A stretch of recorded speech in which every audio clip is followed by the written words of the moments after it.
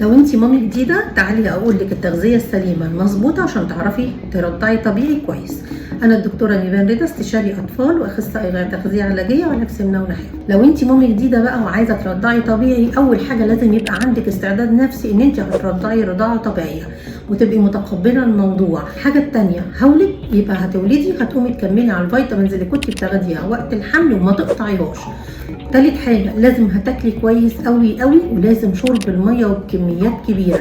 يعني ايه هشرب ميه؟ ما كل واحده بتيجي تقول لي انا بشرب ميه كويس، لا، الشخص الطبيعي ليه من 2 ل 3 لتر يوميا. الام اللي بترضع عليها من 5 ل 6 لتر يوميا. ممكن ادخل فيهم السوائل، لكن على الاقل فيهم يبقوا 3 لتر ميه. تاني حاجه، ليكي كل ساعه كوبايه سوائل ايا كانت بقى، عصير، شوربه، حلبه، ينسون، اي سوائل موجوده عندك في البيت كل ساعه كده، عشان تضمني الرضاعه المظبوطه وعشان لبنك يبقى مظبوط ويغذي الطفل ويبقى كامل الغذاء. ان انت ممكن تبقي بترضعي بس لبنك ما فيهوش اي فايده للطفل.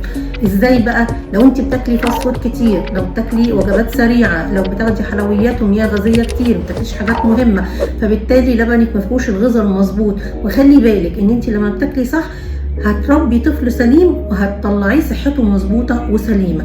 فاهم حاجه لصحه الاطفال الجديده ان انا لازم اعلم الامهات انها تاكل صح عشان تنشئ طفل سليم وتبقى صحته سليمه. لازم تاكلي الخضروات الورقيه، الفجل، الجرجير، السبانخ، الحاجات دي حلوه جدا جدا ومضره للبن وحاجات كلها طبيعيه ومش غاليه ورخيصه. المكسرات، ومش لازم هقول لك الحاجات الغاليه، خلينا في الفول السوداني. الفول السوداني رخيص وعلى قد الايد ومفيد جدا وبيضر اللبن. الحلاوه الطحينيه برضو، الحلاوه من الحاجات اللي بتضر اللبن بشكل رهيب وحلوه جدا وما فيهاش اي مشكله ومش غاليه. الميه من اهم الحاجات اللي بتخلي الرضاعه الطبيعي مظبوط واللي بتخلي كميه اللبن كبيره. فنرجو كل الامهات اللي عايزه ترضع ان هي يبقى عندها استعداد نفسي للرضاعه، تهيئ نفسها لكده. اول ما تولد البيبي بيتحط على صدرها على طول بعد الولاده بنص ساعه. تاني حاجة تبدأ ترضع طبيعي، ولازم ترضع من الناحيتين علشان الرضعة تبقى كاملة للطفل، ما ياخدش جزء لأن ناحية واحدة مش هتكفيه رضاعة، فلازم ياخد من الناحيتين. لازم تاكل كويس عشان غذاها يبقى مظبوط وغذاء الطفل يبقى مظبوط. لازم الأم كمان تخلي بالها إن طالما هي بتاكل كويس الطفل هيبقى متغذي كويس، ولازم تاخد بالها من كل عاداتها اليومية. لازم يبقى ما عندهاش إمساك، لأن لو في إمساك عند الأم اللي بترضع طبيعي يبقى البيبي عنده إمساك. الأم عندها انتفاخات هو كمان هيجيله انتفاخات.